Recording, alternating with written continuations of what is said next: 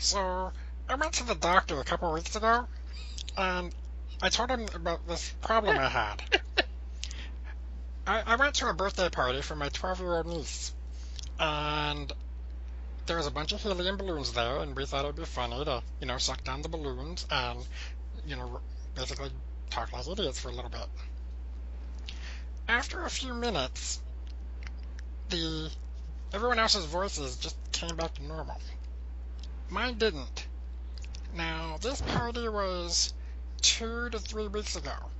Should I be worried? Yes. Oh my God! I know. I was so simple. Okay, so, yes, that is our intro for episode 0 of Epic Fail. Expect more random oddness, because that's what we're going to do. And, yeah, Lat was the only one who knew about that, and he knew about it, 10 minutes ago? Yeah.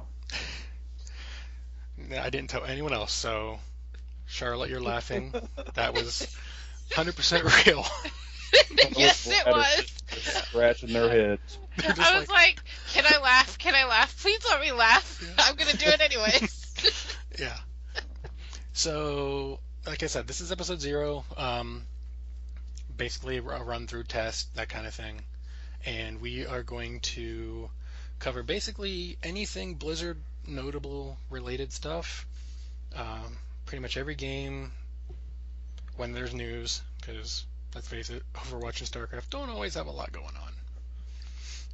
But I thought it would be a good idea to have everyone introduce themselves and tell us a little bit about you, that kind of thing. So I will let Charlotte go first. Oh, I'm the first one. Yeah. Yay, Putting you on the spot. You laughed. You need to go first. So I'm in game known as Scarlet, Charlotte, Ginger, whatever, but Scarlet primarily. Been playing WoW for 3 years? What's 2011? Almost 4 years now. Like 3.5 years. I'm currently on Airy Peak, and I always play a tank, which is usually a Death Knight. So, that's me. Okay. Next up, we're going to have Vlad. What's going on? I'm Vlad. I main a Retribution Paladin on Airy Peak US. Been playing WoW for ever, I think. I think it's 2006 when I started. Mained a Paladin the whole time. And I dabble in Shaman occasionally. Okay. Lat, you're up. Hey guys, I'm Lat, Lateralis on Airy Peak. Also with a bunch of characters on Thunderlord, which was my first home. Started playing WoW in 2006. Did a lot of hardcore raiding. Burned myself out. Didn't play at all in Lich King and Cataclysm, and came back in the middle of Mists of Pandaria. Linked up with these fine people over here at CTR, and the rest is history. Raiding 7 days a week with 5 different teams. My head is on fire. Yeah, you might want to get that taken care of. Just a bit. Yeah. And your insane host, I guess would be the best way to put it with that intro this week. I online go by Draven Dresden. Obviously my toon name is a little different, but I started WoW in mid Burning Crusade. I think people were just getting going, or just finishing Black Temple at the time. But my first Blizzard game was the original Diablo, and I fell in love with it. And been playing primarily Blizzard games since then. Currently, mostly WoW. I dabble in Hearthstone, and I try not to get my butt handed to me in Heroes too often. It doesn't always work out that way, but, What can you do? Yeah. I know the feeling. Yeah. Oh, I know. That's why I don't play it. It's actually not as hard or as bad as like League of Legends or something like that. You just The Dota thing never did it for me, and I don't know. I can't get into them. I don't find as many 12-year-olds on there screaming and yelling at you for messing up. Yeah. I mean, that's a good thing. Well, I mean, if you're playing, especially if you're playing co-op against computer, no one really cares. It's like, yeah, you're bad. We'll carry you. It's fine. What's the guy's name in the tutorial? Because he was yelling at me. Oh, Yeah, Uther. the narrate. Oh, Uther. He yells at everybody. Uther was yelling at me, Yeah. and I quit the tutorial. Yeah. For a paladin, he's fairly quick to anger. I was just like, I feel lost. I don't know how to do this. Okay, I'm done. Yeah, it takes a little bit to get used to. Luckily, I had a little bit of Smite background that I was able to pick it up fairly quickly, but still get my butt handed to me from other players. Okay, so as I said before, we are calling our little podcast here Epic Fail. So whether it's yours or someone else's you were in group with and witnessed, what is some of you guys' biggest epic fails in primarily WoW, because those are what most people are going to know, but any game works. My biggest epic fail was when I was learning how to tank, and it was Cataclysm because I started in Cata, and it was Dragon Soul, and we were on Progression, Heroic, Deathwing, and I kept dying to the Impales, like getting one shot, and didn't realize till the end of the night that I had my Stormwind Cloak on, and that hurt a lot. And the raid leader never noticed, thank goodness. That is pretty fail. I don't know if it's more fail on you or him. I don't know. Yeah, how about you, Vlad?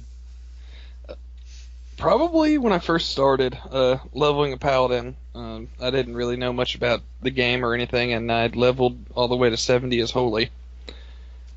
And back in those days, that took a long time. I think it was like 3 months it took me to get to 70, something like that. I believe it. I heard horror stories. I know a guy who leveled as a prot warrior in vanilla. Okay. How about you, Lat? You know, mine's going to be a toss-up just from my general ignorance when I first started playing the game, or honestly, our raid on Wednesday. I don't know if I would call it an epic fail or just the most RNG death you could ever ask for, but it was. So we're in BRF Heroic, and we're on Beastlord Darmak. When he's mounted on his Elec, you know, he does the little knockback thing that throws the the melee up in the air and throws him back. The millisecond that he threw me up, I got hit by a spear in midair and got one-shotted. I'm gonna call that one an RNG, but I'll take it for an epic fail because it was still pretty. It's still pretty epic, and you did fail at living. Yep. My personal biggest failing, my very first character I made, I think it was an orc. So I'm going through the starting area, and this is back way in Burning Crusade. The mini-map did not show you where stuff had to go. So you're just out looking for crap. I somehow got the bright idea, oh look, there's a river, what's over there? I got into the Barrens and couldn't leave because everything was so higher level than me, because I'm like a level 1, maybe 2 from exploring. And they're like 13, 14, 15, so everything within a mile radius comes at me. One shot. I'm like, okay, that sucked. Run back. Okay, one shot. Okay, that sucked. Run back. One shot. I'm like, okay, I'm done. Oh, man. Yeah, that was not fun. So that character stayed forever in the Barrens. That character got deleted shortly thereafter. The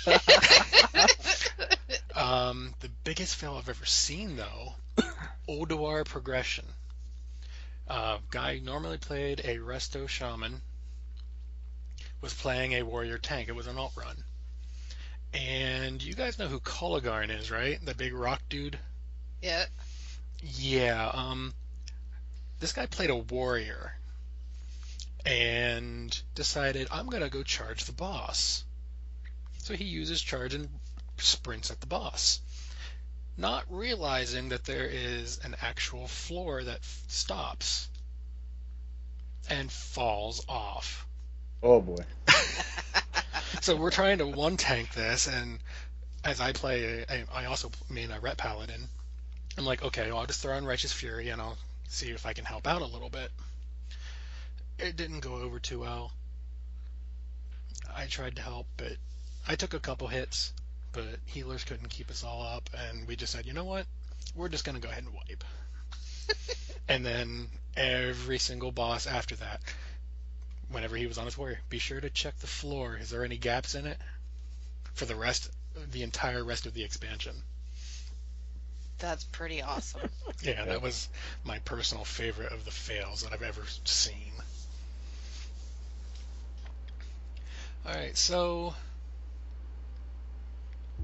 what do you guys... We've done Highmaul, we've dabbled in Blackrock a bit. What are you guys' impressions of rating this expansion versus even last expansion in specific, just because it's the most recent? Anything is better than Siege of Orgrimmar. If I go back in there ever again, after a year and a half, it felt like. I agree. I'll probably unsub. It's funny you guys say that, because the first time I went in, because I made a very big point not to look up the stuff ahead of time for the first time. So I went in that for the first day in a pug, and the first thing I thought of was, this kind of looks like Siege of Orgrimmar. Yeah, the very first entrance, I can see that. Which looks like Siege of Orgrimmar? Blackrock. Blackrock? Yeah, Blackrock kind of reminds me of Siege of Orgrimmar. I mean, it doesn't specifically look like it, but the feel of it, and I guess it kind of makes sense, because Garrosh definitely had an influence, shall we say, in the Horde at the time. So it makes sense that there would be a kind of a siege-ish type. I mean, there's obviously differences, like the rope walkways and stuff like that, but I looked in, I was like, it's very similar. Well, it's got the Iron Horde feeling, so yeah. Yeah. I'm loving it, man. I really, really like what the raid designers have done with the mechanics. Some of these fights are the most fun I've had in WoW, maybe ever. I mean, I'm really, really enjoying what they've done with the encounters. Hans and Franz. Hans and Franz. Yeah. Yeah. Beautiful. Okay, for these two bosses in particular, I do have something I need to share. Hans and Franz has been officially reported as giving people motion sickness. Yep. I can That's believe that. awesome. They have actually confirmed cases of real motion sickness from that fight. Orgorger, apparently, on normal, has a bigger wipe rate than 8 of the heroic bosses. Really? Yes. There's so much individual watch what's going on there. Yeah. It really doesn't surprise me. If you're a guild that's in there progressing on normal, the reason you're progressing on normal is maybe you're not a guild that got your AOTC and Highmaul yet. And I mean, having to watch a boss that is going to be at any given spot in a big old room at any time gives a lot of people a lot of problems. Oh, yeah. I saw that and I was like, that seems high, but at the same time, I understood it for those reasons. Wasn't I've the died a few chart? times to that. Wasn't there a chart that was released that showed like 87% wipe rate on Orgorger in the first week or something on heroic? I think it was. I don't remember seeing an 87. I remember the one I remember seeing was for Gruul, and that was like anything under 665 raid wide item level. There was a 97% wipe rate on Gruul, so you'd have to like pull up like 97 times before you'd kill him. Wow. I'm glad we didn't do that. Yeah. I mean, Seriously. It took us way more than it should have, but you know, it happens. Yeah.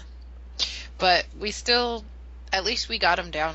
Like, it just wasn't a fluke that we got him down. We've proven that we can get him down, so. Yeah, it's just a matter of not standing in crap and that kind of thing. And tanks taunting at the right time. I wasn't going to mention that since we have a tank with us, but... I learned. Yeah. And Blackrock, I like it better than Highmaul. I didn't like Highmaul, really. Well, I liked Highmaul up until the last, like, 2 bosses. They seemed really stupid. I don't know. I didn't like them. But I seem to like the way Blackrock is better than High Mall. I agree with you on that one. Yeah, Almost. I'm all bosses felt a little tedious at times, but I don't know. Like Brackenspore, I love that fight. A lot of people don't like it, but I really really liked it. I thought that was a really fun fight. I He just was- cannot stand twins. I don't know why. Brackenspore was okay, but I found him boring as a tank. Even though there was a lot of taunt swapping and stuff, he was still boring. I don't know. But with the, what are those things called? The flamethrowers? Yes, That probably makes it a lot less boring. having that job, it was fun. Not only because you try and figure out ways to use it to cheese the meters a little bit, but yeah, it's anything that puts the raid's success or failure in one or two people's hands is always kind of an interesting mechanic. And then there's the LFR, which nobody even bothers picking. What's Moss? Yeah, it's like nobody even bothers. Like I picked it up on my rep paladin once just because I was like, we don't need them anyway. I felt pretty dumb the first time I went into LFR. I'm like, okay, I ran in and picked one up. I'm like, who else is on the flamethrowers? And everybody's just kind of, what? It's like, all right, well, I'll pick it up then and get a damage buff. And the whole time, like maybe one ring around the very outside of the map spawn, so it's not even worth it. Yeah. They weren't lying when they said they were going tourist mode. Well, I mean, at least the last couple bosses, while not incredibly difficult, Imperator was at least able to wipe raids. I think I've done LFR Imperator 3 times. I've never wiped to him. I didn't wipe to him until not this week, but last week. And every single character that I took there had a wipe, except for my Death Knight tank. That's because you were tanking?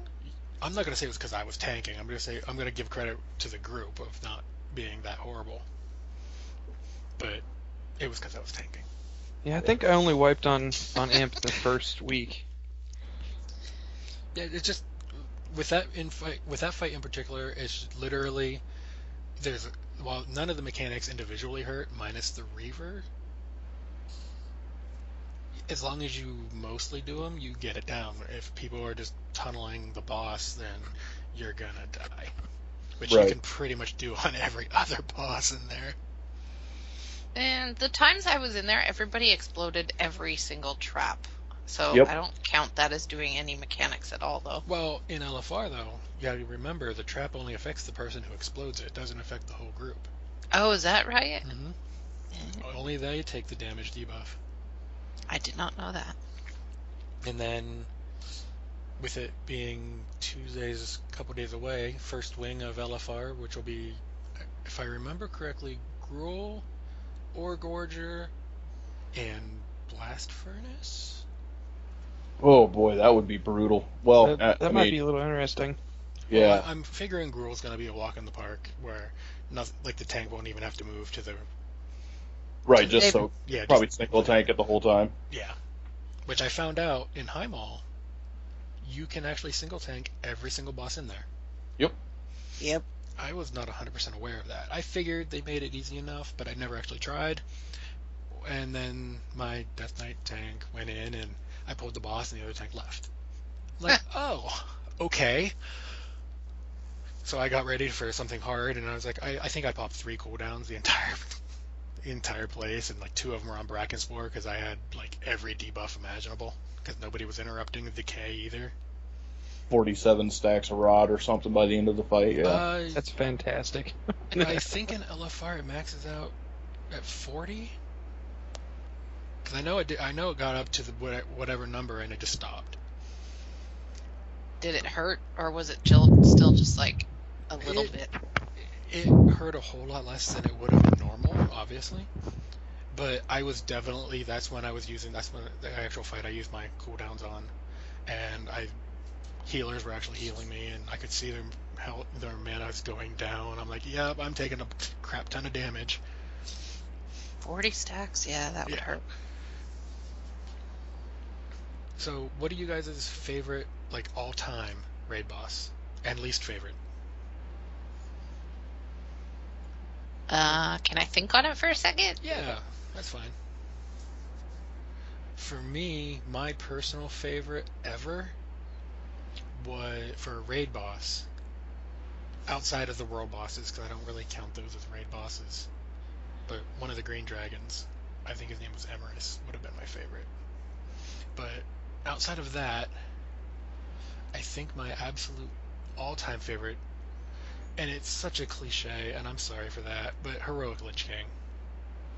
There was so much crap, and it sucks that the guild I was in at the time, we didn't get him down until the day after the horse went not 100%. Ouch. I was like, oh, we got him, but it was the day after. I was like, oh no. That hurts a bit. Yeah. What's your least favorite? My least favorite of all time, Malagos. Oh man, that fight was. I remember pugging that thing because my guild did it once and refused to go back ever. Because we had so many wipes to that boss, which it wasn't hard, people just didn't know how to do it. And I tried to explain it to them, but at the time, they were using Vent, and for whatever reason, the computer I had, Vent wouldn't catch my microphone, and no one could figure it out. Like, I spent so much time trying to get that, but I couldn't talk. So I'm typing it out, like, no, this is all you have to do. And no, we wiped. When we finally did get a kill, it was a fluke, and we knew it was a fluke, so we didn't ever go back. So I was like, well, he has gear on there I could use. So I kept trying to pug into it, and for whatever reason, that server, which is notoriously bad, but will remain nameless, Duskwood. Yeah, I kept trying to do it anyway, and it just almost never happened. I think until it was soloable, or my particular group of achievement friends that I was running with at the time, until we went in with like 5 or 6, which was probably like the end of the expansion. I think I had like 2 kills, maybe 3 total on him, and because I finally just gave up. I was like, this server can't do this. But yeah. I think my favorite fight would have to be the Dark Shamans from Orgrimmar, actually. Just because there's so much stuff going on. Normal It's or heroic? awesome. Or mythic, as it's called now? Just normal. Because for me, as a tank, being stuck up in the corner, it was kind of boring on mythic. But my least favorite was at the time, it doesn't matter to me now, but at the time, Ragnaros from Firelands, because I was even more noob than the Stormwind Cloak episode, so he sucked. Was this also heroic? No, it was normal, I Okay. think. Yeah, I think it was normal. I don't remember. The guild I was in, they're like, oh, you're blood spec. Come tank this. And I'm like, what's a taunt? I don't know what you mean when you say taunt. I think this counts as your most noob moment now. I leveled my first introduction to WoW.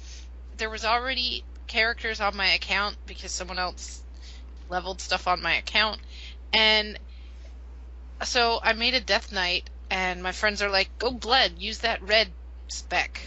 So I did, and then that's how I learned the game. I never had an issue with normal rag. I was always been a rep paladin, but it was always in progression when we were actually, I think we had like 15 pulls on him before we killed him, if that. But they always threw me on the side opposite the tanks, because A, you had to be behind the boss to do extra damage, and that counted, and B, I could take out 2, sometimes 3 of the ads on my own without any help for the ad phase. So they just threw me over there in the corner and was like, okay, just do your thing. Paladins killed it on that fight. I remember the person who was teaching me how to tank was a paladin. Yeah. They were a ret, and they were just the same way. They were killing it on those ads. Well, apparently I impressed them so much because I was a temp in that guild at the time that when Rag's weapon dropped on the first kill, they threw it at me instead of the warrior who also was best in slot 4. The hammer? The hammer. It was regular. It was just normal, regular, but it was way better than what I had, and it was my best in slot, and it was his best in slot. But because I was able to take out the ads more efficiently than him, apparently, they just threw it at me. I was like, yes, and they're like, you're on our team. I was like, yes. Not a fail group on the server, yes. All right, how about you, Vlad? As far as favorite goes, I mean, I want to say Lich King 2. I love that fight. It's such a cliche, though, isn't it? And Everybody loves that fight. But I really like Professor Putricide on Heroic. I don't know, something about that fight. Something about that fight just, it felt so epic the first time we killed it. I don't know. It's just, that's probably hands down my favorite, other than Lich King. Definitely a blocker there at the time, too. Like a lot of guilds, whenever it first opened up, obviously it was winged, so you didn't get the whole thing right off the bat. But a lot of guilds I know of, I mean, obviously not the world first people, but there was a lot of guilds I had talked to, and we were messaging back and forth. They just were like, we can't get past Putricide. We just, once the next wing opened, we just said screw him and went to the other wings until we could gear up past it. Yeah. As far as the boss that I disliked the most, I mean, that's a hard one for me, I guess. I really disliked any raid in Cataclysm. I didn't raid much, but I don't know. Anything from that last tier, especially, I just didn't like. Maybe it was Spine of Deathwing or whatever it's called. Nobody except Arcane Mages liked that fight. It was just annoying. That's probably the one I dislike the most. Yeah, Spine was particularly awful. It's still particularly awful, even going back to solo, but now for a whole new reason. Yeah, as we found out last week. Yeah, it's weird that it's actually easier to solo or duo if you are actually able to communicate with someone than it is to take a group of 3 or 4 people and try to explain it to them ahead of time.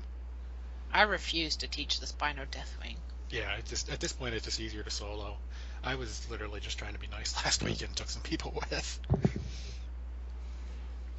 Alright, Lat, you're up.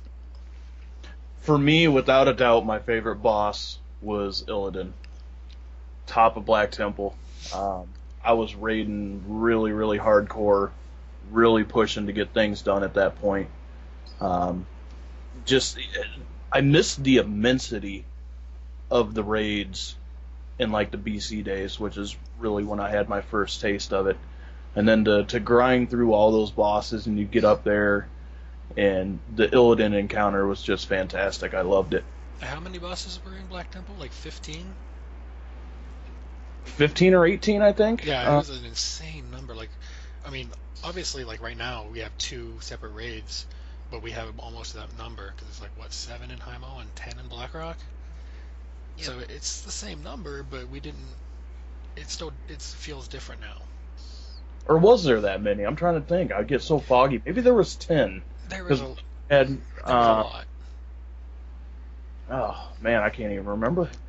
Honestly, I never fought Illidan in content or anything outside of Karazhan in content during that time, but I didn't see the quote-unquote demon phase until I got into a group with a guy who was paying max level characters to carry him for his items. And he was like, I've never seen this, I want to see it. Don't do a whole lot of DPS. So I just want to, all we had to do is see it. Once we see it, blow them up. And we're like, okay, sure, whatever. You're giving us like 5,000 gold each, it's fine. So I didn't even know it existed until that. Nice, yeah. It was a pretty epic fight. Oh yeah, I can imagine. As far as my least favorite, again, I was raiding so hard in BC. I always hate fluffing my own pillow as I say it, but I was lucky enough to be one of the very small percentage of people that actually got to see Sunwell when it was current content at level. Without doubt, my least favorite boss is Muru. Flat out. Yeah, as soon as you said, you know, your own pill and all that, I was like, hey, he's gonna say Muru. I know he's gonna say Muru. Which Everybody one is hates that? that's the you know the floaty thing in the middle of Shatrath? Yep. The dark one in Sunwell. Yeah, it's kind of like the Dark Star thing that made a little bit of a return, at least feel wise, like in the Shadow Moon Valley quest line here in WoD. You know, he's in that circular room and he's just kind of like that dark floating glyph.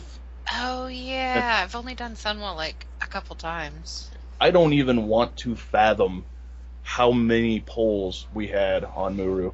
It had to have been 500 plus. Absolutely. I believe it. Pre-nerf, I think. Didn't they like math it out and say pre-nerf it was impossible? Or I don't next to impossible? We didn't kill it pre-nerf. Yeah. And then we went in and killed Jaden in like, I think 15 or 20 polls. Yeah.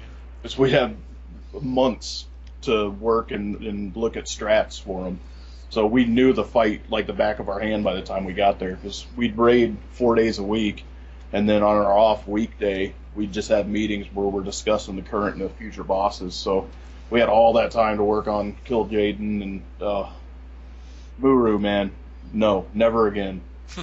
and now level 100, we go in and we 1, 2, maybe 3 shot him if we get unlucky. Yeah, I go in and evict my vengeance on him sometimes, but Yeah. I don't even bother with Sunwell anymore. The last time I was in Sunwell, I had my hunter, and now I have no reason to go back. Because my hunter, on the first time going through, got the bow. I'm like, okay, done with Sunwell. I think I've only done Sunwell once just to get the achievement for doing the raid. Yeah.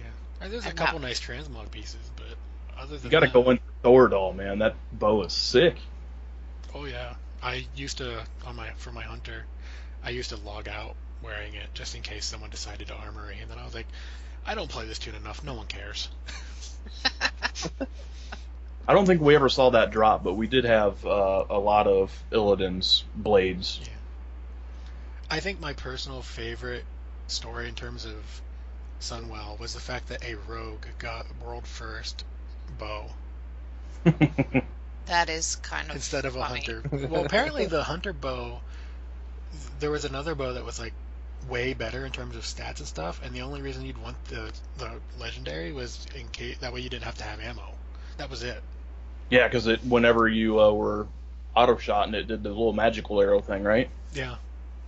So you had no need for ammo with that bow, but beyond that, there were other bows that were better, and everyone was just like, eh. But Let's give it to a warrior. No, a rogue, you said, yeah, right? Yeah, it was a rogue that got it because it had a couple stats that were better than a throwing dagger because they had throwing daggers at the time. The range, the old little tiny range slot. I remember Yeah, that. yeah. Hunters had a melee. Warriors could use throwing knives or bows.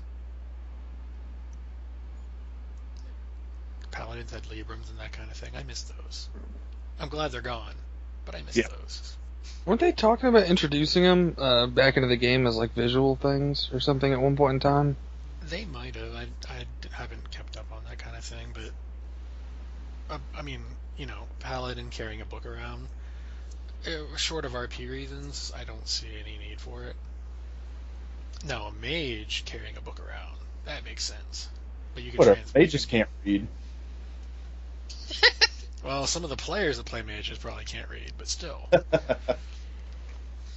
I wish I could push 2 buttons. You can't play a hunter. Yeah, my mage recently just went back arcane, and I haven't played arcane since early Wrath. Like at all of Cat, I was fire the entire time. All of Miss, I was fire the entire time. And now, when I got to 100, even though I had heroic, a couple pieces of mythic, seed gear, that proving ground with fire was just not possible. So I actually had to go frost for that because arcane couldn't do it either. And then I just wasn't pulling the numbers I needed to for Fire in High Mall, so I went Arcane because it was like supposed to be like 10k better. And is it? I'm pulling more numbers most of the time. If it's a movement-heavy fight, then my numbers obviously suffer, because with Arcane you have to stand still. If you're not standing still, you are doing it wrong. But a lot of the fights you can't stand still. Yeah. So yeah. A lot of the fights, especially in like High Mall, were pretty rough on mages, Imperator in particular. Oh yeah. And so since we're talking about WoW, Blizzard this past week released information about these little action figure guys, and they look really good. Like I got the page pulled up. So far we know of Nova, Illidan, Stitches, Arthas, and Tyrael, I believe. Yes. They're round one. Some company called Nico, N-E-C-A. Nico? Whatever they are. Nika. They're doing it. It's Heroes of the Storm, but most of them are WoW. Some figurines. Like I said, they look really good. They haven't painted Stitches or anything yet, but he's actually got the guts hanging out and all that fun stuff. Awesome. Yeah, they look really good. You guys in? Action figures, huh? Oh yeah. Yeah. I'm not huge into action figures. I might pick a couple of them up. Like, I'm not really interested in any of these ones in particular, but if they make a murky one, I am so getting that. That would just be funny. You know what my Christmas present was? Did you get a murky coffee mug? No, but I want one. You know the Pop action figures? Mm-hmm. I got the Murloc one for Christmas. Someone gave it to me. Nice. It was That's awesome. Yes. And my future thing is to collect all of the WoW Pop figures. Yeah. I never really got into those. They're so cute. I did see some non-Blizzard ones that I was looking at, but the ones I saw, they were like $20. I'm like, I want them, but not for $20. Now, these figures that they're talking about selling, are they on the Nico website, or where can people find them at? Well, I know the website Kotaku had them. Blizzard Watch Twitter. Originally, maybe it was WoW Insider, because same people, but different Twitter now. They had the link up originally, and they were talking about it. Yeah, just looking at that website where they have all their action figures, I mean, a lot of these things look really high quality. Oh yeah, like I said, it looks really good. It's just I'm not seeing any that are on my must-have list. But I'm really odd when it comes to that. Like, if I get one, I'm gonna want them all, and I know this because that's how I am. So I'm gonna resist until my dying breath to not get any. And then you just go on a shopping spree and buy them all? Yeah, that'll be what happens. I'll be like, oh, I really want this one. Okay, buy all. You can't just have one. Yeah, exactly. Freaking Pringles. Isn't that Lay's? I think that's Lay's. It doesn't matter. You guys know what I mean. almost had it. First epic fail goes to the host. What? They didn't put you on the spot or anything. Yeah, well, I'm used to it. Yeah. Alright, so more WoW-related stuff. The Mythic race is going. As of this recording, there are 5 guilds, 8 of 10 Mythic. Blast Furnace and Blackhand are the 2 left. We've got Midwinter in the lead. I mean, they're all 8 of 10, but Midwinter got to 8 of 10 first. Paragon is second. I'm assuming this is Style Wars, because it's the Russian guild. And then Method and Blood Legion. And Blood Legion, literally, just as we were getting ready to go, hit 8 of 10. So they're a little bit behind. But honestly, most of the other guilds are probably asleep right now. Yeah. What about Paragon, man? I know. Tuesday of launch of opening of the dear they God. and clear Mythic High Mall and Heroic BRF before setting foot into Mythic, and they're still at 8 of 10. That is That's unreal. That they're actually, insane. they're insane, yes, but that is probably the best strategy I've ever Yeah. seen. They went, they were like, we know what, we can speed clear this, and the one or two pieces that we really, really want or need have a chance of dropping again.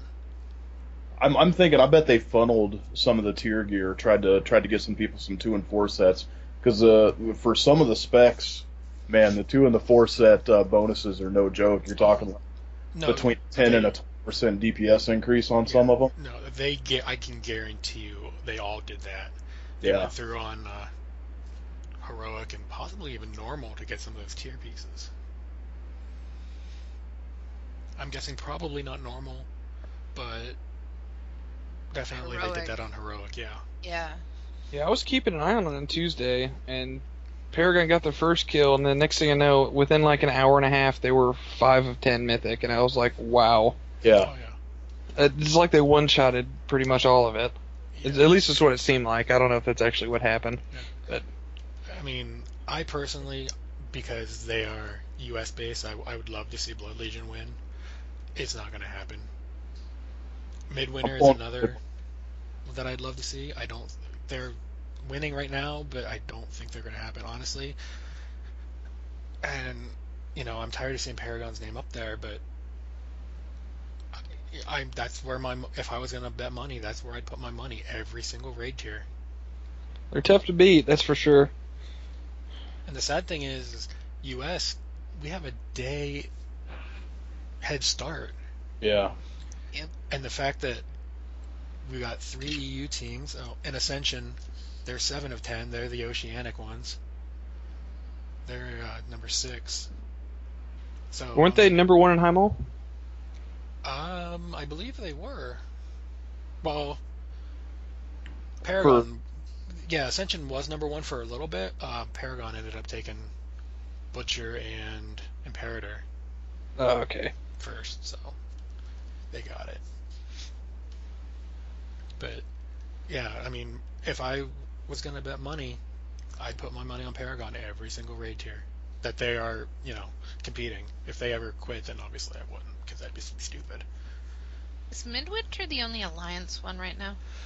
Midwinter, there's a Chinese one. They're 7 of 10, but no one really counts the Chinese people. But I guess Yeah, but they get that unfair. They get the gear handed to them. Yeah. Yeah.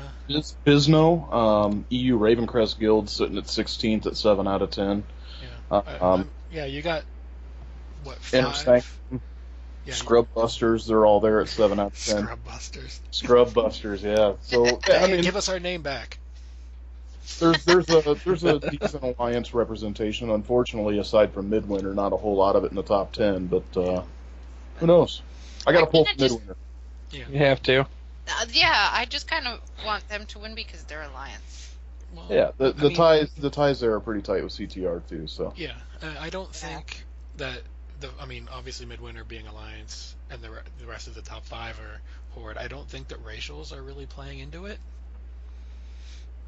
Actually, there was a thing on Facebook the other day, someone linked, which apparently out of the 100 top PvPers, like 90-something are Alliance. Or I could have my numbers wrong, but they were... Well, that's humans. the human racial for PvP.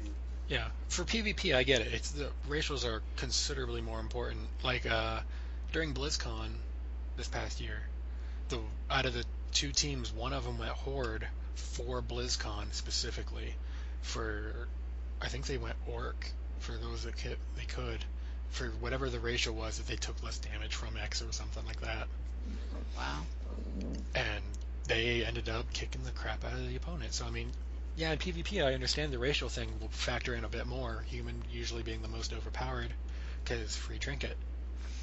But in terms of PvE rating, I mean, there are some fights where a couple of the racials would come in handy. Like, I can remember specifically Cho'Gall back in Cataclysm. I was a Blood Elf at the time, and my racial was like this AoE silence. And there was mechanic there where that you had to interrupt people. So we stacked everybody up, and every time mine was up, I'd use my AoE silence, and that would break the mind control. So I can see that sometimes a race rule can come into play, but overall, especially with World First, I don't see that being a huge issue. Yeah, I guess not. Yeah, PvP stuff. It's not too. It's not so crucial anymore. Yeah.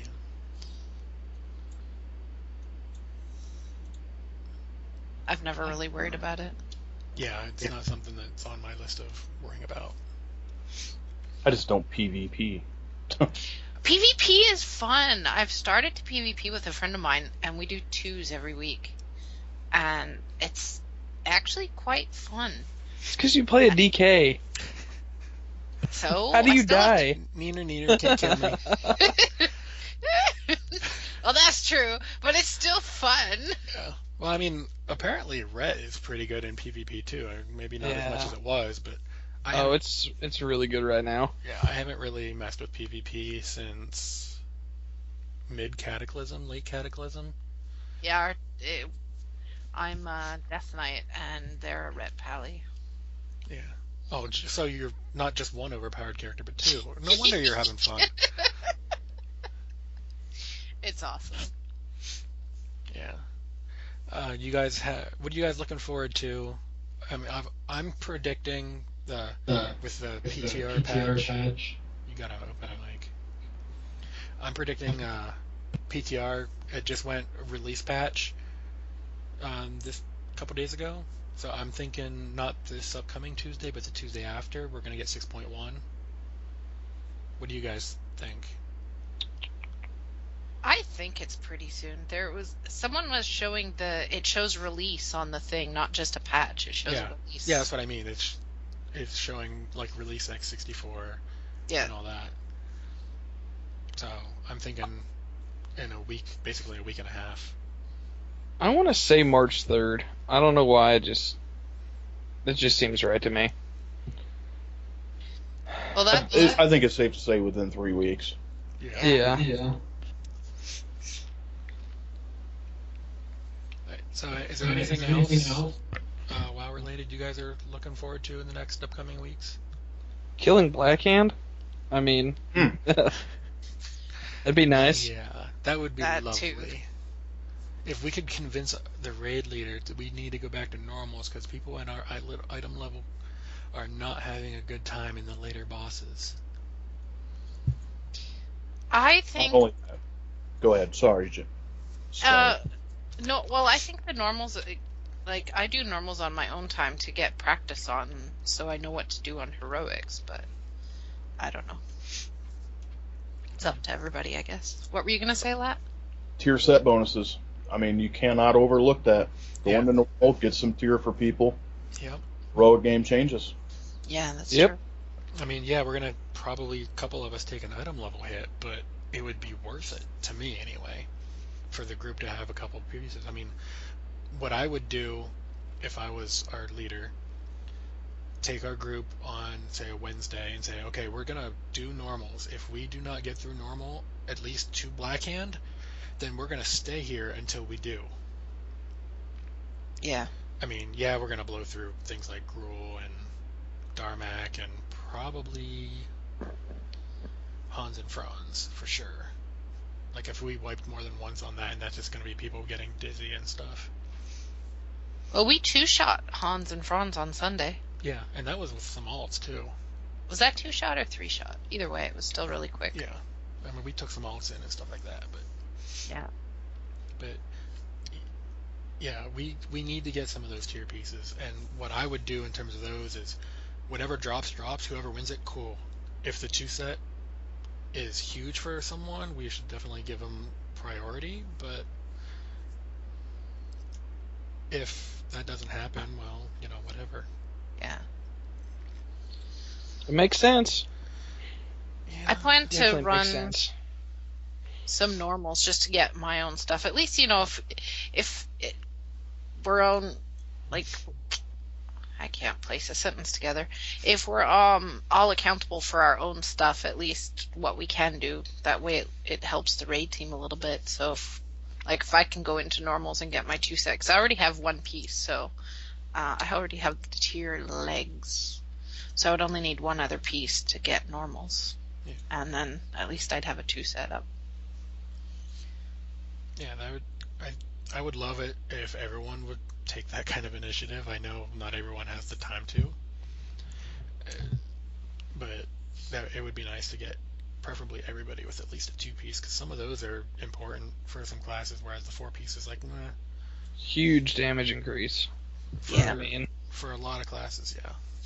What was it? Rogues and shamans were on top as far as Ellie, and I think combat maybe? I don't... Combat's not benefiting quite as much as sub is, and of course assassination, like this whole expansion, is just getting left in the dust, which breaks my heart. What spec are you right now for rogue? Combat now. My heart is in assassination, but I had to switch because dagger drops don't exist for us. No. Dagger? What's that? Yeah. Right. Combat looks to be simming pretty high too, so... Combat's doing great in BRF because there is a crap ton of cleave, so it's in a good spot for a lot of the fights.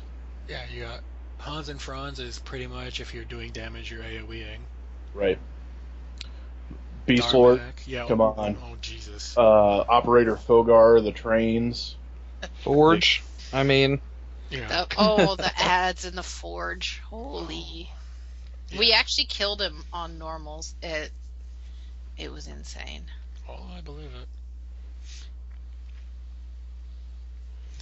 Alright, well, if that's all we've got on WoW... That's it.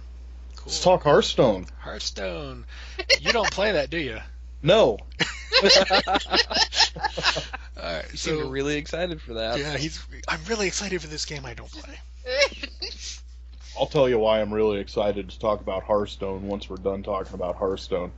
We'll just go ahead and say it now. Or is it that Diablo we're done? 3, man. Come on, let's get this Hearthstone show on the road. Yeah. So, yeah. Anyone who plays already knows. Every month they get a new card back. All that fun stuff. Goblins and Gnomes is out. Out of all of us, I think Scarlet here is the resident expert. At Hearthstone? Well, I mean, you did something pretty cool recently. What was that? I got my Golden Priest. Yay! Which is my second Golden, because I have a Golden Hunter. Oh, wow. I have no idea what that means, but I'm clapping for you. That Yeah. Insane. Okay. I'll explain this for you there, Lat. There are 2 modes of play. There is ranked and unranked. To get a golden character, which is basically the same character, just slightly animated and with a golden border, you have to win 500 ranked matches.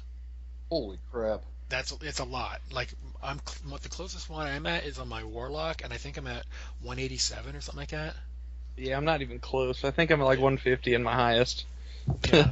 I mean, I'll freely admit, I'm not overly worried about getting super duper high ranks and stuff like that. I'll get up to like 15 and I'll be like, okay, that's cool. Yeah, I'm not I- worried. I just do the dailies and that's really about it.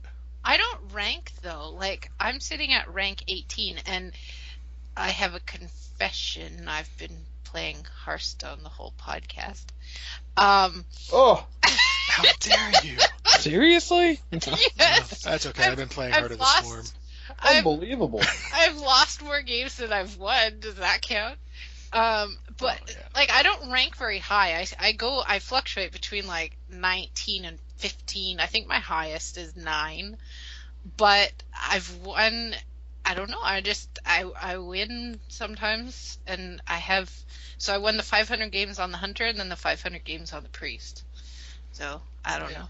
I think once I got up to like rank 8 or 9, and then I went on a losing streak back down to 15. Like, I did not win a single match all the way from whatever it was back down to 15. And I'm just like, you know what? 15's cool. That's The about game the average. changes, though. Once you get around to like 10 or 9, it's Well- a completely different game than when you're like 20 to 10. Yeah, I mean, I will freely admit I was one of those dirty Zulok players. Ugh. But that was fun. I mean, there were times where I'd lose, but you get enough cards going, and it was fun. But I originally started playing the Paladin because Paladin, and then it just wasn't there. So I switched it up. I was like, this is my holy Paladin deck. This is my prot deck. I was like, okay, enough of that. Made one deck of each character, and I was like, okay, we'll go, and I'll just edit as I need. I do a lot of net decking because I'm not so familiar with how to build decks, but I've built a couple decks that I'm proud of, but they only are good for so long because the game, like, it's constantly changing, and what people play and their cards and stuff are changing so much that what deck is really good now is not good, in a couple weeks. So yeah. Well, I mean, Mech Mage has been pretty good since Goblins and Gnomes came out. I hate Mech Mages. Oh yeah. They're worse than Zoo. They're worse than Zoo. Seriously. Zoo is so fun though. My Zulok got Zoo a is Mech fun Mage. to play. Yeah. Like Zoo versus Mech is really funny because you're just basically trading out minions the whole time, and it's whoever draws the most loses. But yeah, I mean, I had a streak yesterday, I think, of it was my Zulok because I was trying to complete that freaking daily quest of win 5, and I got Mech Mage, and it wasn't the same guy over and over. It was different people. I was like, what the heck? Yeah, Mech Mages are super popular. Yeah, and I went looking. I was like, okay, I'm seeing Mech Mage all the time. Tab out, go look up Mech Mage build. I was like, I only have like half of these cards. I can't even do this. I did finally see a Neptulian played. And I was like, for Mech Shaman? Yeah. The Murloc Shaman? No, it wasn't even Murloc. It was just, it was a Shaman deck, and all of a sudden Neptulian comes out. I'm like, I have no counters to this. I'm just like, I could throw everything I've got at him, and he'll just kind of look at me like, what? Oh, he's the Wind Fury dude, right? That's Alec here, and I saw him earlier today too. No, there's a new Wind Fury. It's like miss 50% of the time, but it's like a Wind Fury.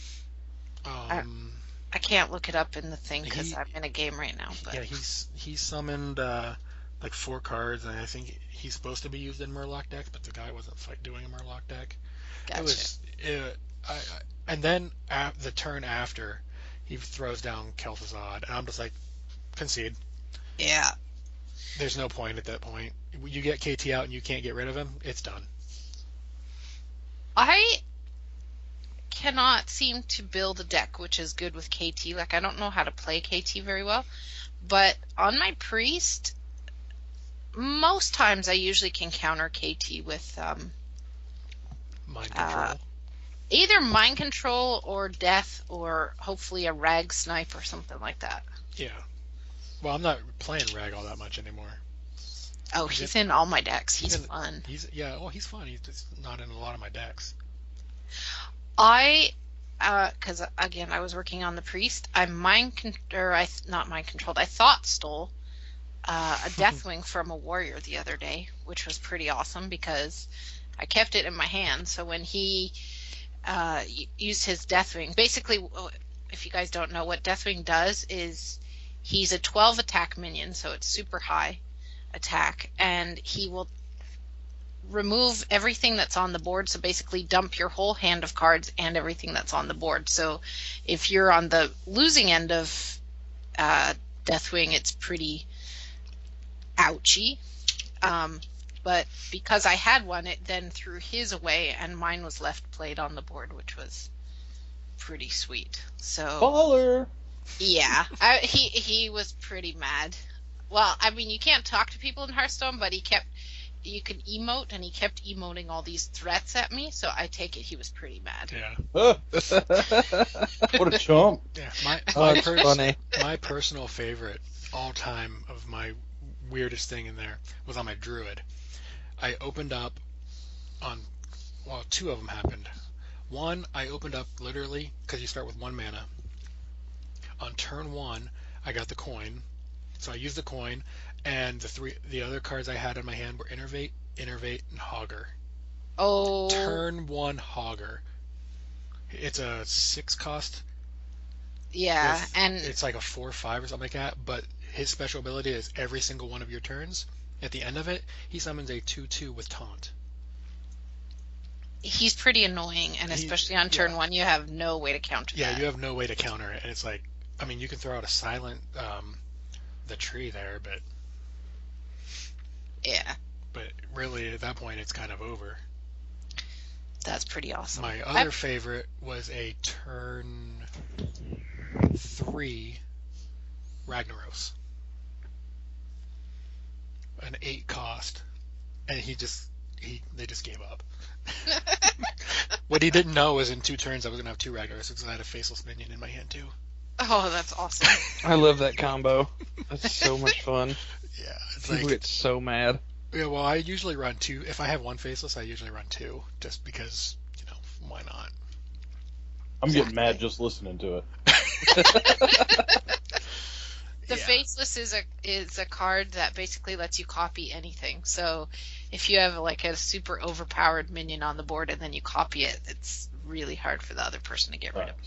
Yeah. I think I feel like I should have played more Hearthstone. I played it for maybe a week when it first launched, and I don't know, man. I've never been much of a card game guy. Well, go back in. You'll get a free mount in WoW.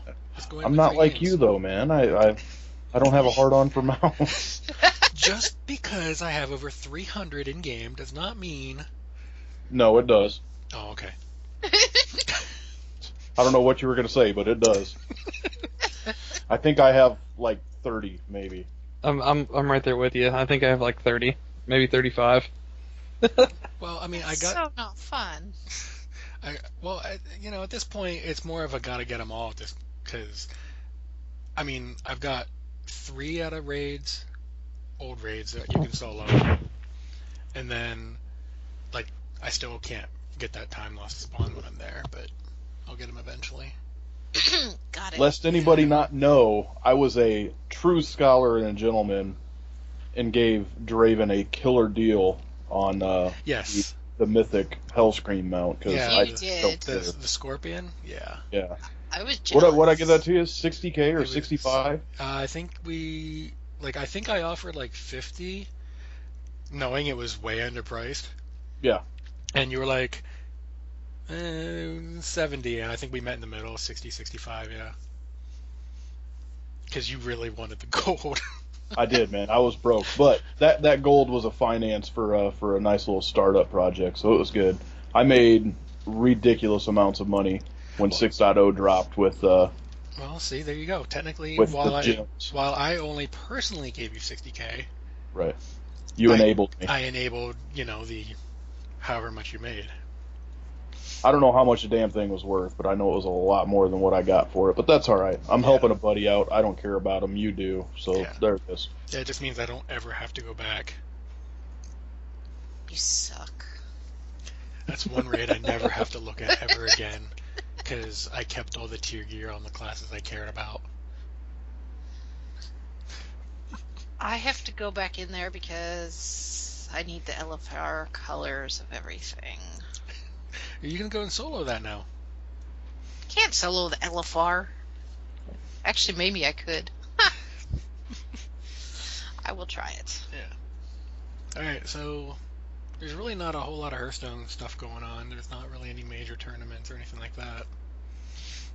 Oh, no, but Or there is is one thing. Well, the road to Blizzcon has started, so the qualifiers for that. But there's I missed it last week, but I think there's one coming up in March. A fireside gathering here in Toronto. So Oh, nice. hopefully I can get that card back. Yeah, I actually tried to cheat it, and since I have my desktop and my laptop right next to each other, I enabled close by on both of them. I made a second account, and I can't ever get to play myself. Oh no, you just challenge. I think you just challenge your other account, and I think that'll work, won't it?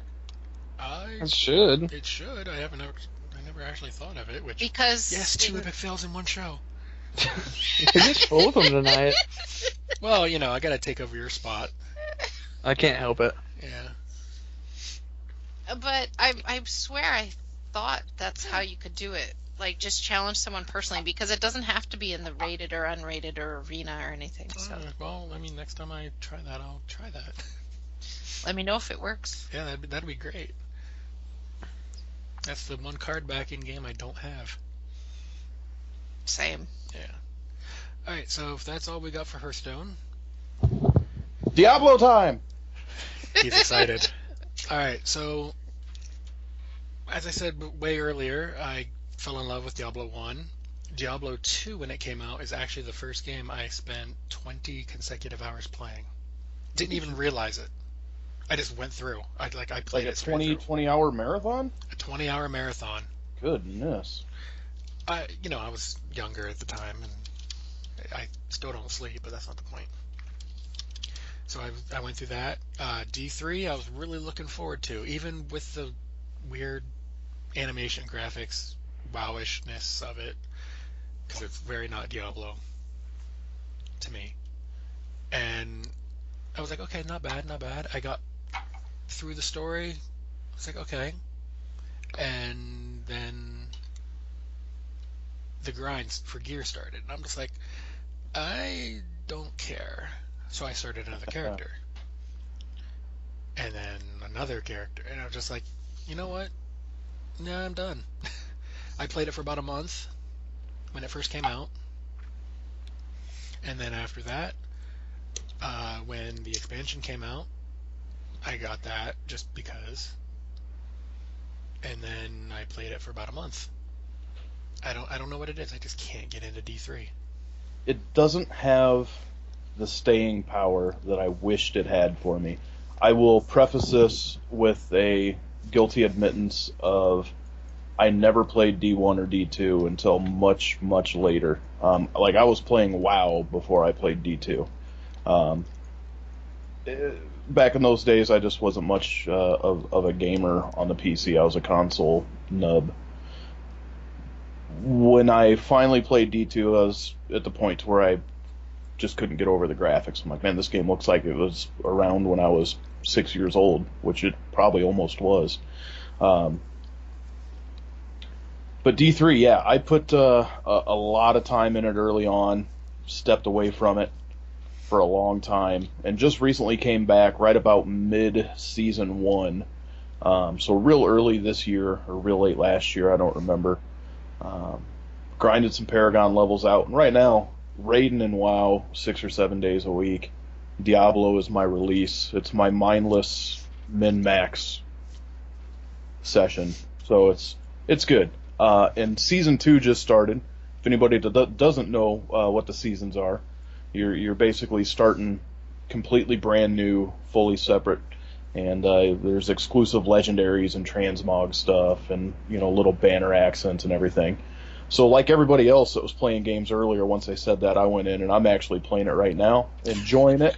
It's nice grinding out mobs, hitting stuff, and yeah, on softcore, my main would probably be my Demon Hunter, which is a little different. I played a lot of Monk before I gave it up 6 months or 12 months ago. I'm loving it, man. The new Goblin types. I never messed around with the Greater Rifts before, so there's a lot more to it now than there was at launch. And I like would I hope said, so. it's not anything that I'm dumping the sort of hours into it that I do with World of Warcraft, but I'm enjoying myself. I would hope that there's more there than launch, because You stop with your semantics. Because if it was just like launch, you'd be sitting on the load screen like, why can't I play? There was that. I do remember my Yeah. unquenchable rage that they made it you had to be online to play what could be a single player game. That drove me nuts. I think that was a bad move, but they got their ducks in a row now, so it hasn't really been an issue. One thing that kind of hurts my feelings is Blizzard doesn't give a whole lot of attention to it. This is like the stepchild almost. The forums are dead. There's never any announcements from Blues over there, and You go in and I think perhaps, and this might be a bold statement, but I think the Diablo general discussion forums might even be more vile than WoW's. I can believe Wow. that somehow. Just completely full of hate. Is And it League of Legends level, would you say? I don't know. I've never I've faced never, that. yeah, I've never Legend. done anything with I League of don't- Legends, but I've heard stories that it is considered the most vile place. Like, if you're new to the game, just don't. Like a toxic community sort of a deal. Like, it goes beyond toxic from what I've heard. Vile. Yeah, it's basically, would you like to just want to kill yourself? Here, go read this. Wow. That sounds terrible. Yeah. Yeah, it's. I will say that on the Diablo forums, it's not necessarily people hating other players. It's just kind of a general disgust that Blizzard is just dead to the game. Basically, they're never doing updates. On WoW, it seems like about every 2 or 3 days the homepage is updating with new news, PTR notes, patches, and all that stuff. And in Diablo, man, it's you get your Play Your Way Thursday post, and that's about it. Well, I mean, yeah, but to be fair, with WoW, it's way bigger Right. and more people playing it, and there's more stuff that needs fixed. Very true. Whereas in Diablo, and actually a lot like StarCraft too, once it's in the game, it's pretty much set. They might go and nerf a number, buff a number here or there, but you're not seeing like major fluctuations all the time. This is true. I just wish they'd pay a little more, give it a little more TLC. Yeah. I think that they kind of let it slip, and I mean, it doesn't take a genius to understand that they're not making a whole lot of ongoing money with it. It's not a subscription-based game, which is probably the main reason for that. But it's a Blizzard product, man. It's got your name on it, guys. You got to step it up. Yeah. I mean, That is true. I definitely see your point of view on it, but at the same time, like, I'm going to use WoW again, and even Hearthstone and Heroes and StarCraft. Everything except for Diablo, pretty much. There's a... Are you secretly a Blizzard dev? If I was, I wouldn't tell you. Eh. Pretty much everything but Diablo has a competitive side to it. Like with WoW, there's World First Race, there's the arenas, battlegrounds, and all that, which, rated battlegrounds. But mostly it's the arena that gets the attention for like Right. on stage.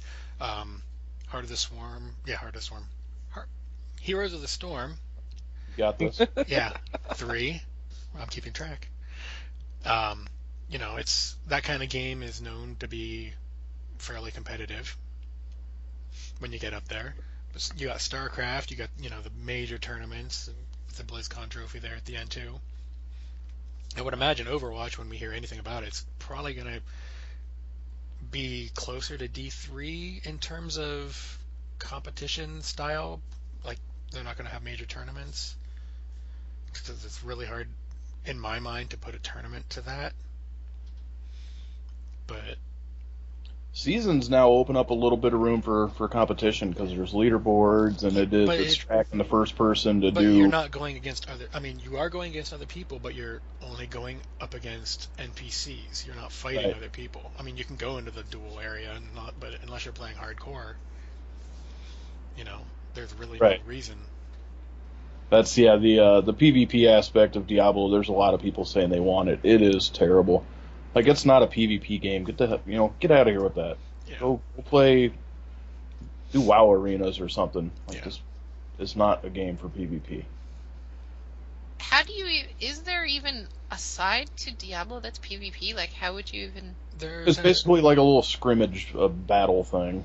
Yeah, basically you go talk to an NPC. Hey, do you want to go in the arena? Yeah, sure. I'd love to get one shot by the people already in there. Right. That sounds kind of boring. It's really pretty terribly made. Yeah. Not that I'm passing judgment or anything, but it's terrible. Yeah, no, I went in there a few times, and if they had some way to normalize, like, the only time I ever went in there, I was on like Paragon 47 or something like that, and the other guy was like Paragon 187. Sure. Pretty clear I wasn't gonna do anything against him. I think the highest Paragon level I got to was like 3. Wow. It was when Paragon first released. It was really, really slow. But you can get 1, 2, sometimes even 3 Paragon levels now doing greater rifts, depending on what level of rift you're doing. So it doesn't really start slowing down until you get up north of 400 or 500. I think I have a guy or my Paragon on my softcore side's right about 400. So, and that's after a lot of not playing. So they've helped that a little bit. And some of the set bonus changes that they've done, it's fun. Yeah. The If greater you can rifts, get them. right? Well, yeah, and I mean it takes a special mindset to come in and do the gear grind. Yeah, I'm really not happy with the way some of the gear in WoW came out this year. Because it seems like, hey, here's a really terrible idea from Diablo. Let's use that. Now, come on, be fair. Like, that's just for the crafted stuff, which really you're not going to rely on very much. Well, Raid drops and dungeon drops dungeon to an extent. Yeah, I was going to say dungeon. I had to run the same random heroic. I don't even want to know how many times for specific gear items. Yeah. No, I'm not even counting the 36 times I ran Blackrock for a weapon. But at the end of the day, that's all stuff that didn't really matter, and even now, it's not something that's really affecting your ability to. Not anymore, It's just that the raid drops are terribly itemized, but we won't get into that. Yeah, It sounded a lot worse on paper than it turned out to be in practice. Yeah. So you got anything else on Diablo? I don't, man. That's really about the only big news. We're going to have patch 2.1 coming, or 2.2. Supposedly releasing some new sets and some new features, so that should be pretty exciting when that hits. Best guess when that happens is probably, it sounds like they're going to do it in between seasons. They did say that they're going to try and keep Season 2 shorter than Season 1, which ran for 6 months. And that really kind of ticked a lot of people off, too. They wanted, I think, a little bit of a shorter thing on that. It was Diablo's version of Siege of Orgrimmar. So yeah, new patch 2.2, probably my guess would be late spring, early summer. Should be good stuff, but other than that, all's quiet on the Diablo front. Yeah, unless something major happens, I don't see myself really logging back in until if they do another expansion like they were supposed, like way back when they had that release schedule thing got leaked out. And Yeah. minus a couple things here and there, it's been fairly accurate. Diablo's supposed to have 2 expansions. I probably won't log into Diablo again until that expansion. Whatever, hater. Well, I'm not going to log into Hearthstone. That's fine. I never even bought the first expansion, so I mean. I really didn't want to, and I was talking to some people, and they were like, "Oh, it's so much better now." I'm like, "Fine." Got back in. I was like, "Okay, it is better, just not enough for me." You know Yeah, why I bought it's the a game Diablo? where either you're going to burn out in a few weeks to a month, or it's something that that will stick with you and you'll keep rolling. It is what it is. Not for everybody. Yep. Now, what were you saying, Charlotte? I bought it for the pet. Really? Okay. Wow. But no, I was like, should I? Maybe do I wanna? Okay, I want the pet, so I'll buy it. I would give you a hard time about that, but I can admit that I did the same thing with StarCraft, except for the fact that I actually wanted the game. I got the collector's edition for the pet. I do not have StarCraft, even though I've I never want played the it. pet. I tried that- once, and it's as bad as I Heroes. I suck against other people, but put me in front of that computer and I will kick the crap out of them. You put me up against anybody, and it's just not going to happen. Like, I can beat some people, obviously, but there's no way that I would ever be on stage for StarCraft on any level, unless they decided to put, hey, here's a random nobody. That's like me playing Heroes of the Storm. Yeah, well, you'd probably like Murky, because you don't have to really do much. You just run in and hit a couple buttons, and then die, and then respawn, and do the same thing. Sounds like a raid night. Pretty much. I'm not touching that one. Seeing as how you are on the officer list, I'm not touching that one. I promise you don't have any feelings that I don't share. Oh, you'd be surprised. I doubt it. Yeah. How often do I whisper you, Charlotte? Every night. Every raid. Every raid. I'm just like making random comments. Like I think as a funny, we were going in Gruul and we were having trouble with it, and I just whispered like a Twitch advertisement type thing, like, want to know the definition of an insanity? Come tune into Orcbusters Raiding Gruul. Tune in at, and my Twitch channel and all that fun stuff. And for anyone who's wondering, the definition of insanity is doing the exact same thing over and over, expecting different results.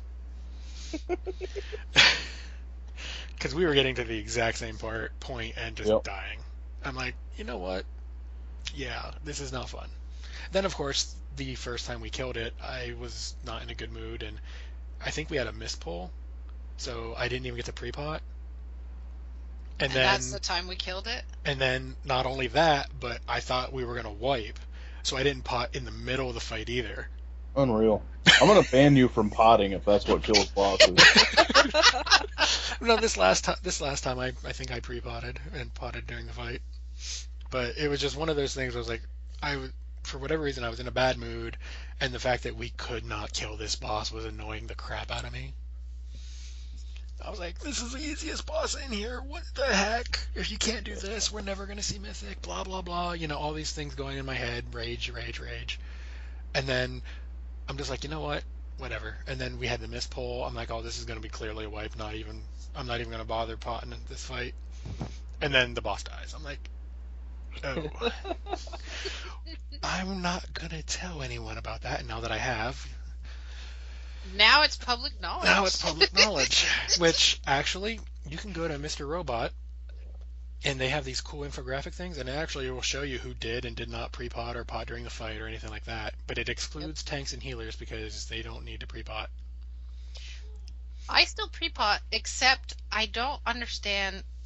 For some reason, I get confused on Beast Lord, and my pre-potting is, like, non-existent on him. Yeah, I have some issues with that too, but that's mostly because of the I won't mention any names, but certain people like pulling the bosses before the timer runs out. Yes. And I'll agree with you. I fixed it for Gruul. I just started tricking everything to Scarlet like with a half-second timer left. Yeah. So I got sick of having to run halfway across the damn room. Yeah, well, even then, half the time, it's still going to certain people. Well, I told her to start stepping up, because if she's on the outside of the ring and I do that, he'll run forward. That's I started telling her, I'm like, stand as close as you can take it. Well, no, I need to find out where he pulls from. If he pulls from just standing beside him, or if he... It's a range thing. Yeah, I don't... Because, like, the Butcher, you can stand right beside him and he doesn't pull, I think. Is it the Butcher? No. I don't know. There's some of the bosses. Yeah, some of the bosses are like Blade that. Fist, you can go dance with him and he doesn't care until you touch him. Yeah. But I think Gruul would be different. I think he would pull when you stand too close. He does. Yeah, I think definitely face does. a couple times. Yeah, we had a hunter pet pull him once, just from running by. Oh. Was that how it happened? I didn't even know how that happened. Oh, wait, no, that was Darmak that did the hunter pet pull from just running by the boss. Oh, that's right. We're sitting there eating food, and then Dez's pet comes running at us with the boss. Oh, that was fun. Then they're like, run away! I'm like, okay, so I hit my sprint button and take off. We reset him, though. Yeah, you reset him, but I'm on the other end of the hall, and they realize, okay, we're ready to pull. I'm like, let me get back. And then I got him. Maybe you can message her or something. I need to. It just reminded me. If we're going to set people to whatever groups and they're going to say go to this person, we should probably pick a side and have that actually announced what side that is before we pull. Because I'm sitting there, eating, and she's like, okay, you go here, you go here, you go here, you go here. I'm like, where's here? Yeah. The big thing there, what's killing us there is we got to get better, and I'm going to speak for tanks and melee. When the leaping rend is when he jumps out, we got ranged people who aren't spread out, so we're getting that bleed effect, which is nasty, super nasty. and we're getting it on hurts. more than one ranged. And when they walk back, it seems like every time it's either some melee that's following the tank, or if the tank doesn't move to the right direction or doesn't move, and then we end up with a tank or worst case both tanks having the bleed and a bunch of melee, and there's a lot of stuff we got to clean up before we can start even thinking about calling ourselves a mythic team. Yeah, we had the one pull, and I was like, tanks are always going towards the door, right? Yeah. And that didn't happen, so I had 3 stacks at one point, and I was like, okay, bubble. Yeah. Problem solved, bubble. Yeah, that we got to make sure that people are on the same page. I'm lucky to the point where I tank it on Tuesdays and Thursdays with my other team, so I can speak at least somewhat knowledgeably to most of the roles, with the exception of healing, because I've refused to raid heal ever. It's a dance, and there's not a whole lot of time. Like, I'm sure Ginger will agree, when he jumps out, if he jumps to a range that's close, it's like if you're not sitting there with your finger on that strafe button, you're not getting far enough away. Yep, exactly. It's all about that muscle memory. So we'll get him down. I'm hoping. My honest opinion, I don't know that we're going to get very far into any mythic NBRF. I hope I'm wrong, but if that doesn't happen, I'm afraid that we're going to lose a lot of people, and then we're going to be recruiting and starting all over again. We lost a lot of people after Siege, and Well, I mean, to be fair, we lost a lot of people during Siege because it lasted forever. that is also true.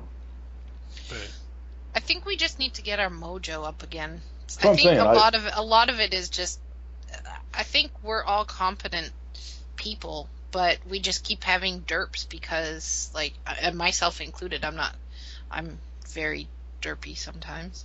But I think it's just because we're, I don't know, not expecting much, so we should go in there with the mindset that we expect much, and then we'll get it. I can tell There's you, not the same vibe as there was when we were pushing heroic/mythic in Siege. well, I can tell you right now what the biggest issue is. We outgeared Siege.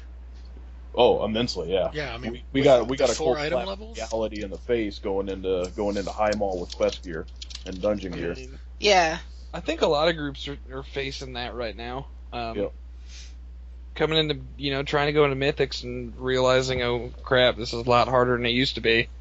And it's not really that it's harder, it's just that people aren't out gearing it like we were in Siege. And That's true. that made it a lot easier than it should have been. Actually, they did some studies, and the world first people are actually, most of them are saying, instead of it being normal as flex, or flex is normal, and or whatever, like heroic is what normal was, they're actually saying they're like 1.5.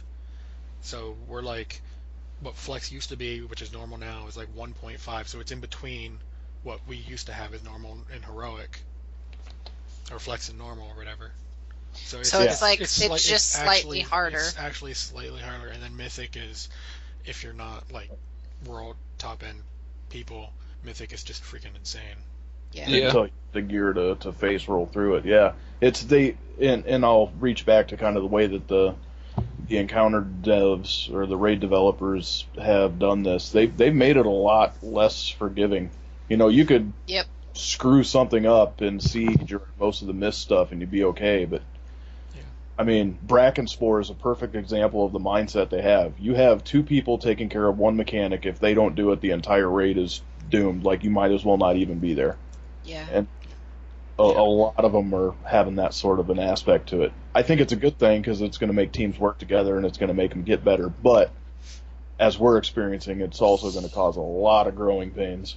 Yeah, definitely. Well, like, I remember on Throne of Thunder, we had, in my 10-man team on my other server, we had 100 wipes on Hordon before we got him.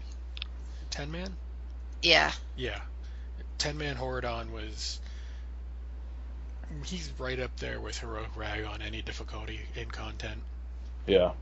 You're making a perfect example of why they got rid of 10 and 25. Yeah, Yep. you can't, I mean, you can try to tune it all you want, but something will happen where it's like, hey, 25-man, whatever, 10-man, oh my god, we can't get past this.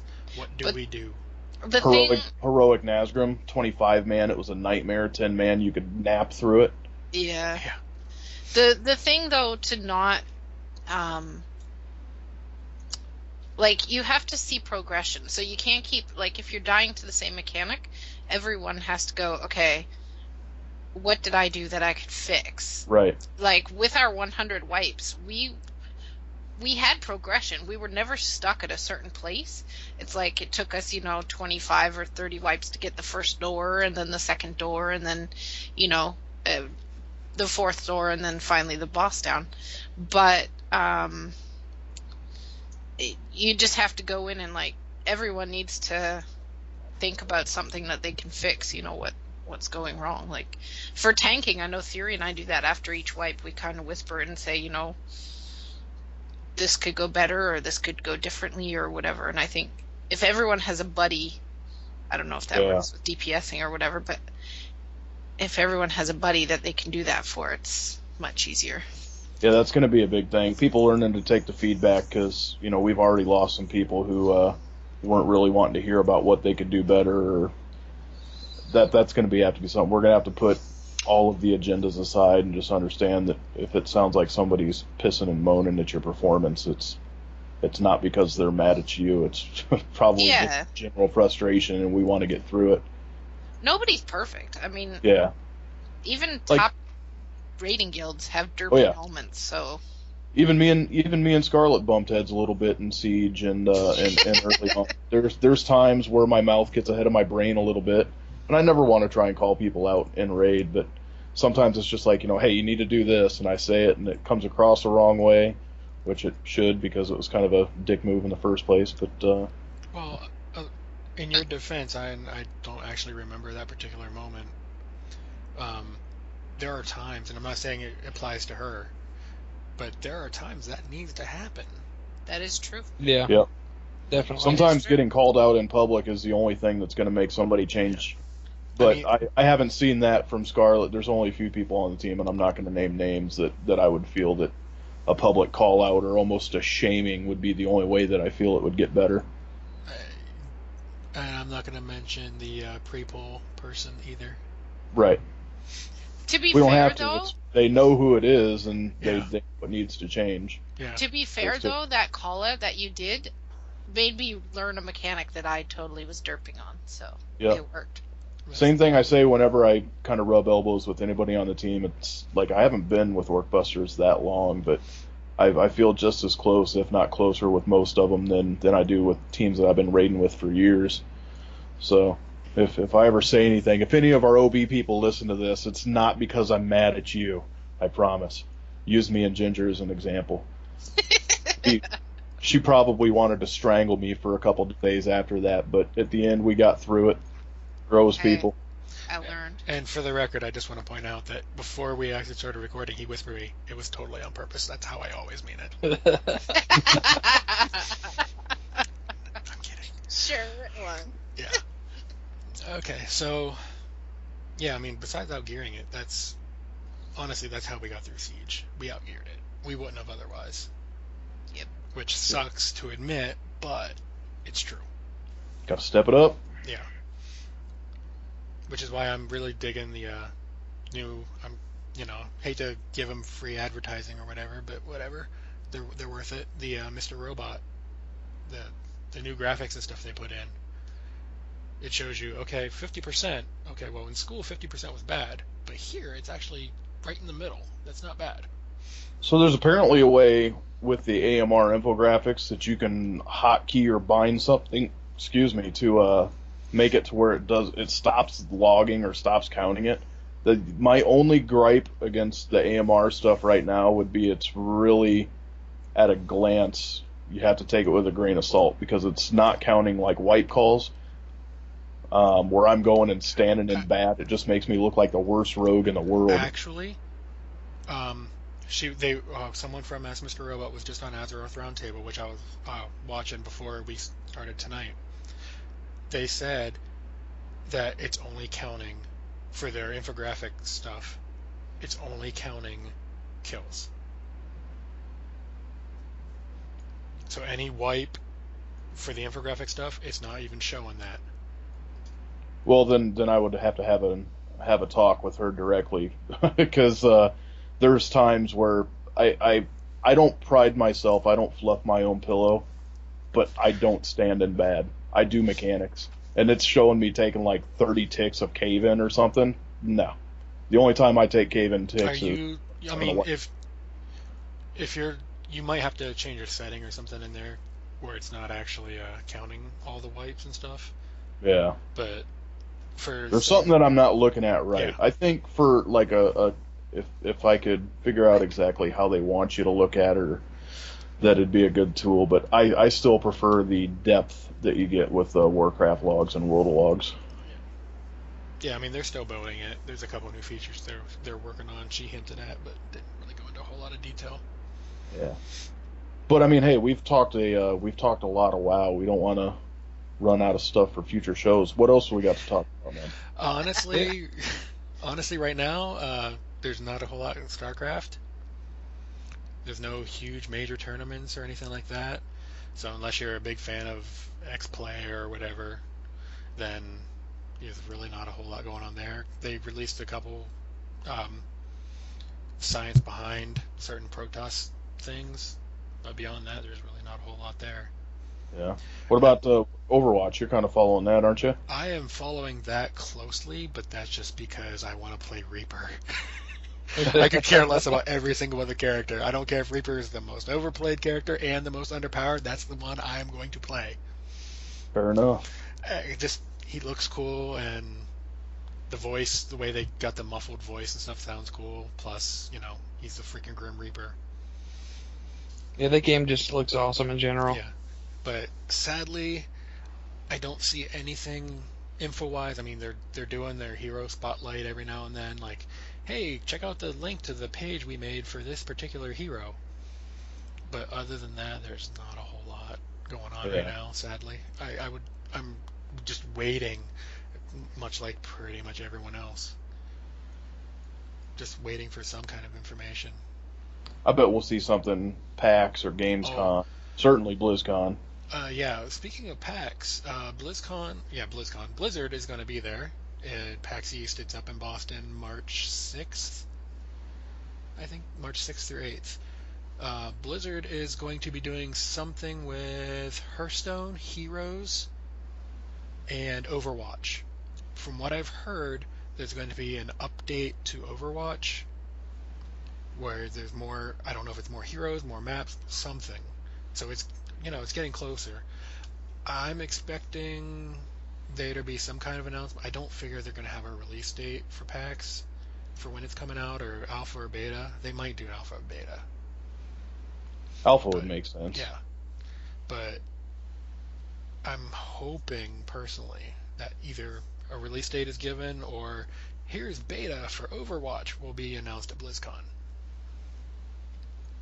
At BlizzCon? Yeah, they could be if alpha comes out beforehand. Oh, yeah. I mean, it might not even be a public alpha. They might just say, we're good, we're going to keep it internal for now. And just let people play it at, like, PAX and BlizzCon and stuff like that. Yeah. But I would love to see some information. I'm sure we will. They have to. Oh, You can't. I mean, sometime soon. And then not I say mean, anything. even with them not giving any information, there's still a lot of hype for it. Yeah. So either that's an accident or they know what they're doing, which given their record, minus Diablo launch, minus Warlord launch, they tend to know what they're doing. Minus any launch, let's be real. Well, honestly, name me a Diablo or a Blizzard launch that has gone smoothly. StarCraft 2. Oh, see, I've never played it. There was, I mean, they needed a couple little balancing things for the player versus player part of it, but they pretty much was like, okay, here you go. And everyone was like, this is awesome. And there was really no, okay, game crash. Okay, we can't log in. Okay, game crash. Can't log in. Can't log in. Why can't I log in? For 3 or 4 days. Yeah. Don't make me relive that, please. Yeah. I mean, like with Warlord's launch, I understand some of the issues. I mean, obviously the DDoS happened. That was like 1/10 of the issue, though. Like that, opening sequence of quests where only one person can click these things at a time, and you have everyone spam clicking. Yeah, that was pretty That's pretty horrible. awful. If that would have happened later on, like say 10 to 20 quests in, wouldn't have been as bad. But no, it's quest 1. Quest Yeah. 2. Quest 2. It's like, hey, go kill something. Pick it up. Okay, turn it in. Okay, oh, this is the bottleneck. Go click on this pylon. I stood there for I think 30 minutes. Yeah. That was pretty bad. I wore my pointer finger out, man. I was exhausted. Yeah, at that point, I think that was where I gave up for the night, honestly. The only reason I didn't get 100 before I went to bed is because Theory literally fell asleep. We were in the Grand, up where you're in the spore place, in the very kind of northeastern area, and you have to swim underwater into that cave. And Theory just got quiet, and I killed the mob, and like you hear him do like the wake up noise, like he kind of goes. I just fell asleep, man. I'm gonna call it here, and I was like 80%, and I was like, I'm not gonna ding until you're back online. So I went to bed. I was up for like 32 hours or something. It was ridiculous. That's insane. Yeah, my original plan, given that I don't sleep that much, was power level Paladin to 100. Power level Mage to 100. Admittedly, I was going to take a break in between them because I had ordered the box for Warlords, the Collector's Edition box. So I was going to, after I get my Paladin to 100, get up. Obviously, I was going to take a couple breaks here and there, but still. I was going to get up, go pick up the box, come back, power level Mage to 100, sleep the next day. And none of that happened. And then launch happened, and I'm like, you know what? If it would have been smooth, man, it would have been easy. It would have been easy, but I mean, obviously, I would have been like by the end of it. But I'm working on my 7th 100 now, and it's going so fast. It just feels unreal compared to what I remember when it launched. I really wanted to have a bunch of hundreds for Valentine's Day this year. I have 2. I have 4. I could have had so many more. But right now, this is my game right now. Log in, follower missions. Yep. Daily quests on the tunes that can do them. Take my Paladin down into the mines, pick up the carts and not the ore anymore, because the carts have the archaeology tablet thingies. And then switch to another character. Rinse, repeat. For every character I have a garrison on. And then, since it's Valentine's Day, I'm obviously doing the Valentine's Day thing, because I want that rocket. Your love rocket. Yeah. It's the only event mount I don't have. It's going to be mine first. That's all I have to say. Well, if it is yours, as was mentioned before. Challenge accepted. No, I was going to say, as was mentioned, I think it was in Raid this past week, it would be appropriate if you got the big love rocket. Shut up. Oh, boy. It's an off the mount. It just is. It's a pink rocket. It's got a zebra. No, but it's got a zebra cushion. How awesome are zebra striped cushions? You guys are so infatuated with mounts. It's insane. Yes. I could not agree anymore. Just join the club. It's awesome. I want to do it. Well, I don't know about all that. It's not just mounts for me. I haven't done any pet battle stuff yet this expansion. I'm getting there. I will eventually get there and do it. But for me, it didn't even start with like mounts in general. Like back in Wrath when they first, I dinged 80. I think I was like the 5th person on server to ding 80. And I was like, what can I do to celebrate? I was like, I have a freaking ton of gold, because at the time I had herbalism and mining. So I couldn't make anything, but I could afford the heck out of anything you could throw at me. I was like, okay, what should I do? So I just went through and I was like, I'll buy this pet, this pet, this pet, this pet, and I will freely admit I was bad. And I didn't even realize where the pets came from, so I bought like the Orgrimmar snakes that you could buy from a vendor off the auction house. Nice. That's another epic fail. Yeah, 4. I'm right up there. I'm getting up there with you on a raid night. Hey. Darn. Oh boy. Below the belt. 5-yard attempt. A little bit. Repeat first down. And yeah, so I mean, because I'd never actually been to Orgrimmar before that. My hometown was always Undercity because that was the first one I found. And so I'd never actually gone to Orgrimmar, so I was like, where is anything? I don't know. So I actually talked to the guards, and that's how I learned where the city stuff is. I still get lost in Stormwind. I do not get lost in Stormwind. I do get lost in Orgrimmar. But I mean, I know where the auction house is. I know where the bank is. Outside of that, I know where the portals to Pandaria. I know where the Cataclysm portals are. I know where the tram is, and thus the Brawlers Guild. I know where the castle is, because it's really big on the map. If you ask me where I would turn in tokens from Cataclysm in Stormwind, I would have no freaking clue. In the SI7 building. That really doesn't help me any. I'm like, that's great. What are the coordinates to that? Because that's what Where's I need. that at? Seriously? And winner of Epic Fail of the Day goes to Apparently. Scarlet. Yahtzee. Uh, All right. I digress. Yeah. And at this point, we have been going for almost 2 hours.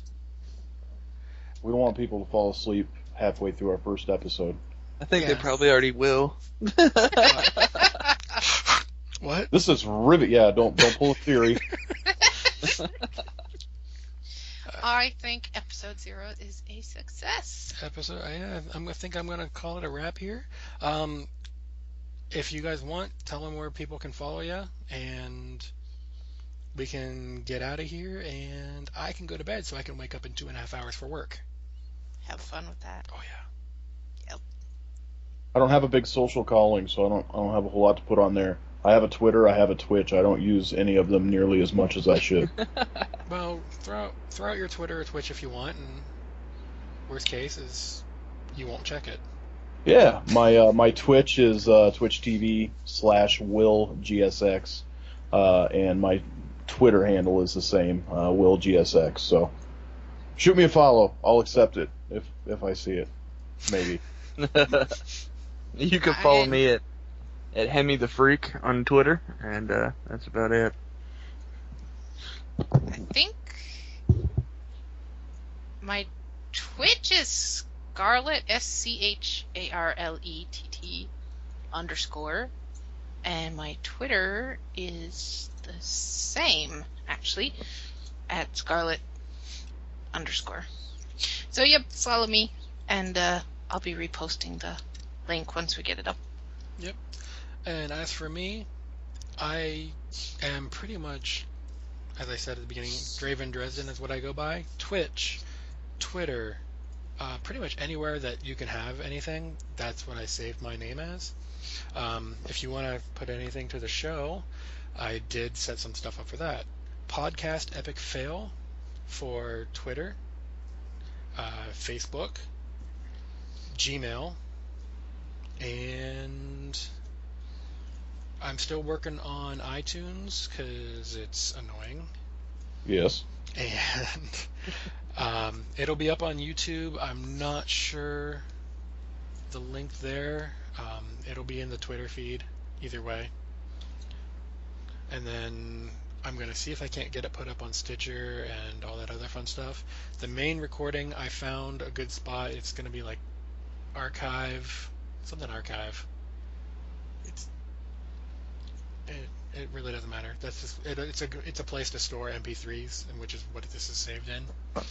And then if we ever decide to go live on Twitch and actually willingly put our faces out there for you to, oh my god, add us, we'll have a channel there for that too. But that'll be a while. And That'll take some convincing of 3 of us. Yes. And or beer. Lots Hey, of beer. as long as you don't actually show yourself drinking it, it's perfectly legal. You can still show yourself I- drinking it, can't you? I drink beer on my stream all the time. I just put it in a So do glass. a lot of the streamers do like shots on their thing. So well, all right. Maybe it's changed since the last time I looked at the terms of service. we shall see. Yeah, who knows? Either way, I'll be sober if we do it. Nobody's perfect. Well, one of us has to be somewhat sober. One Need our has to be DD. responsible. Yeah. Yep. All right. So, Guys, thanks for listening, yeah? Yeah. That's been episode 0. Either next week or the week after, we'll have an official episode 1. We'll hopefully have at least some kind of an intro that isn't some random thing I threw together that the people on the podcast know about, because we didn't have an intro tonight. Any intro that appears on the show for like a download or anything will be something I threw on after. So there's that. So that they won't know what it is. It's gonna be like, what is this? I don't remember that. Yeah, that's what that is. When Draven comes up to you and says, "How's your helium voice?" That's part 1. That's exactly how that went too. Pulled him aside, and he got on. He's like, "I'm on." I'm like, "Okay, here's the call. Hey, I have this idea. How can you talk in a helium voice?" Yeah, I've got an idea for next week. It won't really involve anyone else but me, but or next show, I guess I should call it.